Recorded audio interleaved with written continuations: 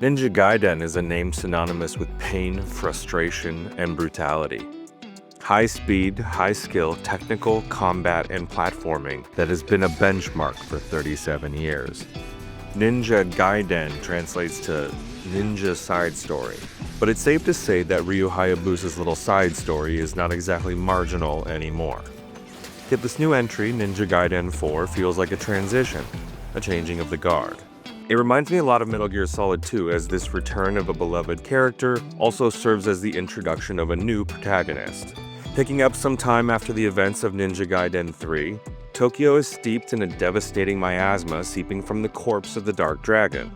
Enter Yakumo of the Raven Clan, a young man whose destiny is tied to the Dark Dragon and a priestess named Sayori. As the dragon and Ryu have history, he is tied in with Sayori and Yakumo as well. And for a character action game, the story on display here is obviously simple, but actually very cohesive. Impressive for a genre with some very waggy games. Much like Metal Gear Solid 2, gameplay is split between Yakumo and Ryu. But whereas that game had Snake in the first act and Raiden for the rest of the game, Ninja Gaiden puts the young blood up front and saves Ryu for later on near the end of the game.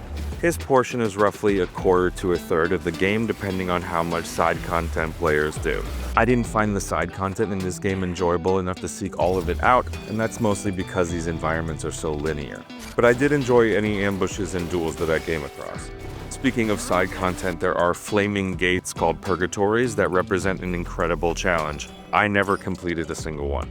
I would have had to lower the game difficulty to easy in order to do so, and I didn't want to mar the main game just to access the VIP content. Please believe I tried and tried.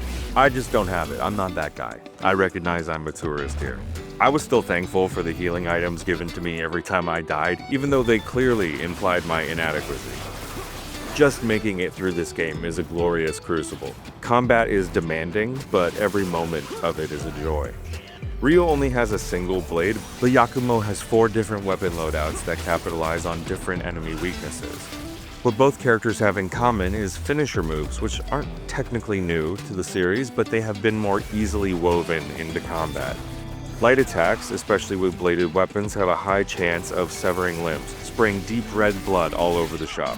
Players can then use the heavy attack button to do a quick glory kill finisher. This is nothing new in action games, obviously, but its seamless integration is most reminiscent of the new Doom games, and how these moments of gory animation somehow keep the game's quick momentum in spite of constant interruptions to player input. These finishers actually end up being a necessary element of this game's combat, as certain enemies will kamikaze attack the player if left severed for too long. Both Yakumo and Ryu have long lists of potential upgrades, but some of the most valuable in the game are associated with Yakumo's Blood Raven form, which can be used to overpower enemies when simply blocking or dodging is not sufficient enough. Blood Raven form evolves all of Yakumo's weapons in a way reminiscent of Bloodborne or even anime like Shaman King or Gachiakuta. Ninja Gaiden 4 hits on all cylinders. In the character action space, this fits in with the best of the best like Bayonetta 2, Devil May Cry 5, or my personal recent favorite, Solstice. These games are certainly not for everyone, but for those who know what they're looking for, it doesn't get much better than this. Yakumo is a bold new lead for this series that fits in right alongside Ryu as a master ninja. He may look a little edgelord, but cutting through his impatient grunts and nods to look at the actions he takes, we get a glimpse at a kind heart to pair with his brave fists. Wherever he goes next, Team Ninja and Platinum are ready to cook. Thanks for watching. If you have yet to play the Game Kitchen's recent spin-off Ninja Gaiden Ragebound, or even Lizardcube's excellent new Shinobi Art of Vengeance, here are my reviews for both of those games. If you like what we do over here at Heck It Done News, consider subscribing today.